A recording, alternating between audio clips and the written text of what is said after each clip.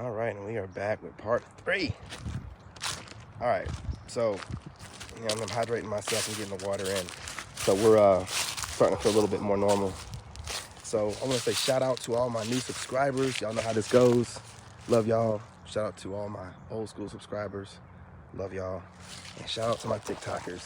Y'all started all this. You already know how I feel about y'all. Love y'all. So let's chop it up. The last video I kind of started ranting only because I had like a real time type of I don't call anybody a narcissist. It's like kind of like a triggering situation I wanted to address, and I didn't want to have to send a bunch of messages, you know what I mean? So just check out my last video on this, episode 2. I gotta make sure I think this is episode 3. Yeah, episode 2, where I had addressed one of my subscribers who wants to do exactly what I do, and name their channel exactly what I have and do it exactly the way I do it, and wanted to know if I was okay with that and could I give them any advice. So I just went ahead and addressed that immediately because I just don't understand that way of thinking, and I had to. I don't know. I've never been like that, so I don't know. I've never seen somebody on the rise and get inspired to do exactly what they do, and then talk to them about it. I've never, So I'm learning this whole YouTube game. I'm learning social media, so I'm learning that it's a little bit different, and I gotta get used to it. But like I was saying in the title, a Sigma will always tell you how they feel.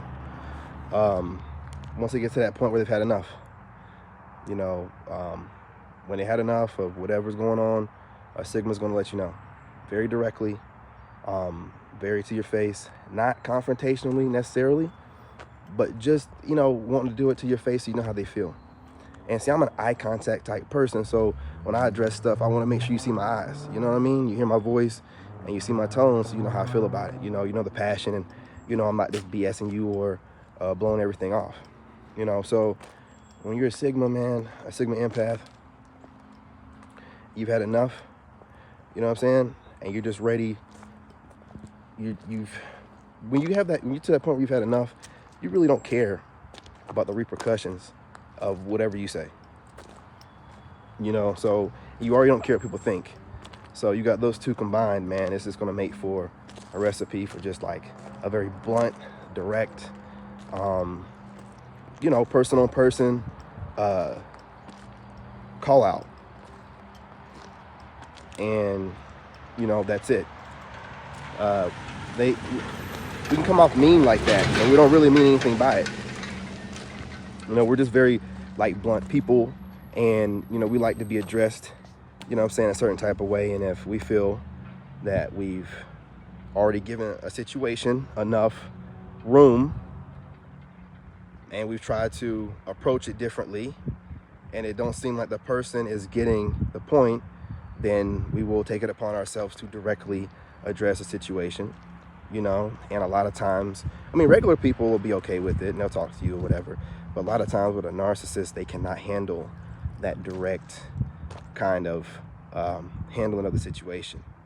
They take it as a challenge. They take it as you, trying to go at them, and they rage in their little minds, and they try to come up with and think of little things, little snippy things to say, or how they can get back at you, and they'll never forget it. When you call one of them out, especially if it's in front of other people, they'll never forget it, and they will always try to find a way to get back at you about it. Okay? But it's not like we do these things impulsively. Like I'm saying, this is a very weighed decision. We decide after a certain amount of time and given a certain amount of chances that we've given enough. This person is not adding to my journey, to my plan, to my overall goals. And they've made it very obvious that they're trying to take away from it. So we just, cut them off. They're dead to us. Like, you just don't understand how dead as a narcissist. When I cut somebody off or cut something out, it's like it's a distant memory. It's a distant memory, and a lot of people don't be understanding like how I can just, cut them out like that. Well, I've weighed my option. I've thought this over. I've calculated what I've decided to do based off of your actions, not off your words. Off your actions over a certain amount of time, and it don't seem like things are ever going to change. So why am I going to sit around and just keep dealing with you taking away from me and holding me back. See, a lot of us Sigmas, we're very calculated. We think things through very thoroughly, and the Narc doesn't. They're impulsive, and they just react. It's all about being, reactionary. So we get to the point where it's like, we're done with that energy. We're done with it. And we cut it off. And see, a Narc can't cut off anybody. What I've learned is they stay in touch with all their exes. They can stay in touch with all their family, even when they say that they're not going to. They might take a break, a temporary break, a short, very temporary break, but they're always staying in touch with everybody. You know what I'm saying? They don't know how to cut anybody off. Even if they want to cut somebody off, they don't know how to cut anybody off. Whereas you're the complete opposite, right? They don't know how to cut anybody off, and they want to cut people off sometimes. What you're trying to do, though, you can easily cut somebody off, and you're trying not to cut people off. So it's the exact opposite. So you're doing everything you can to give everybody the benefit of the doubt that you can, because you don't want to have to cut people off. Because when you do it, you know how cold it's going to be. It don't matter what kind of person it is, they ain't going to be ready for it, because you know the way you're going to do it is going to just be a very cold. You know that if it would have been, you're not an empath and it would have been done to you, then you would probably feel like it's cold. But it's not really cold. You just don't take nobody's stuff. It's about setting the healthy boundaries.